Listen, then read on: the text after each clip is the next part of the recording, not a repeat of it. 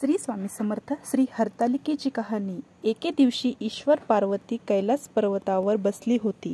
पार्वतीने शंकराला विचारलं, महाराज, सर्व व्रतात चांगलं व्रत कोणतं?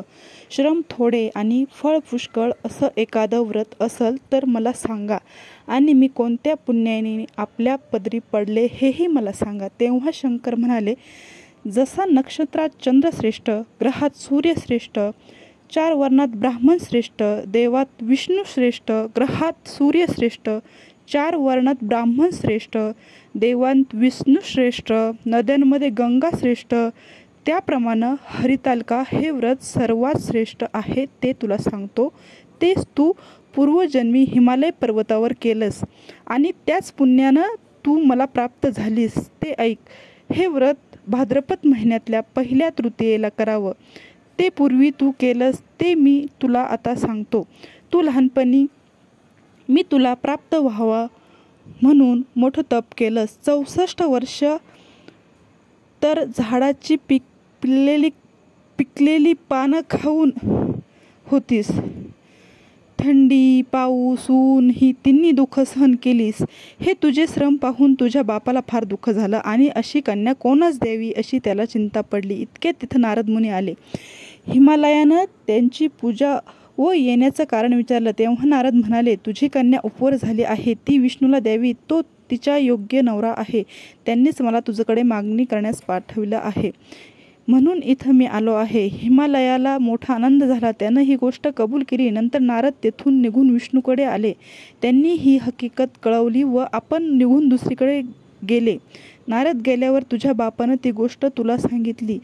ती गोष्ट तुला रुचली नाही. तू रागावलीस. असं पाहून तुझ्या सखीने रागवण्याचं कारण विचारलं. तेव्हा तू सांगितलंस, महादेवांपासून मला दुसरा पती करणे नाही असा माझा निश्चय आहे.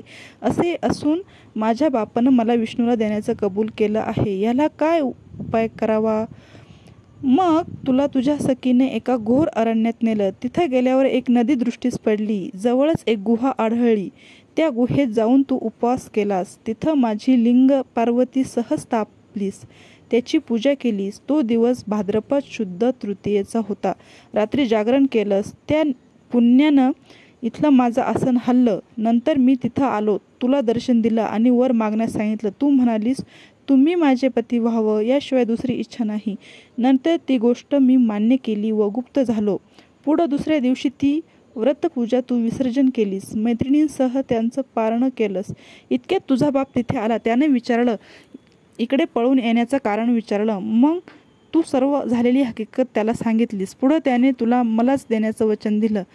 तुला घेऊन घरी गेला. मग काही दिवसांनी चांगला मुहूर्त पाहून मला अर्पण केलं. अशी या व्रताची तुझी इच्छा पूर्ण झाली. याला हरितालिका व्रत असं म्हणतात. याचा विधी असा आहे, ज्या ठिकाणी हे व्रत करायचं असेल त्या ठिकाणी तोरणं बांधावं, केळीचे खांब लावून ते स्थळ सुशोभित करावं, पुढे रांगोळी घालून पार्वतीसह महादेवाचं लिंग स्थापन करावं, षोडशोपचारे त्यांची पूजा करावी, मनोभावे त्यांची प्रार्थना करावी, नंतर ही कहाणी करावी व रात्री जागरण करावं. या व्रतानं प्राणी पापांपासून मुक्त होतो. 7 जन्माचं पातक नाहीसं होतं. राज्य मिळतं. स्त्रियांचं सौभाग्य वाढतं. ह्या दिवशी बायकांनी जर काही खाल्लं तर त्या जन्मवंध्या व विधवा होतात. दारिद्र्य येतं व पुत्रशोक होतो. कहाणी केल्यावर सुवासिनींना यथाशक्ती वाण द्यावा. दुसऱ्या दिवशी उत्तर पूजा करावी आणि व्रताचं विसर्जन करावं. ही 60 उत्तरांची कहाणी 5 उत्तरी देवा ब्राह्मणांच्या द्वारी गायीचे गोठी पिंपळाच्या पारी सुफळ संपूर्ण. अवधूत चिंतन श्री गुरुदत्त इति श्री स्वामी समर्थ चरणार्पणमस्तु. अवधूत चिंतन श्री गुरुदेव दत्त. श्री स्वामी समर्थ. श्री स्वामी समर्थ.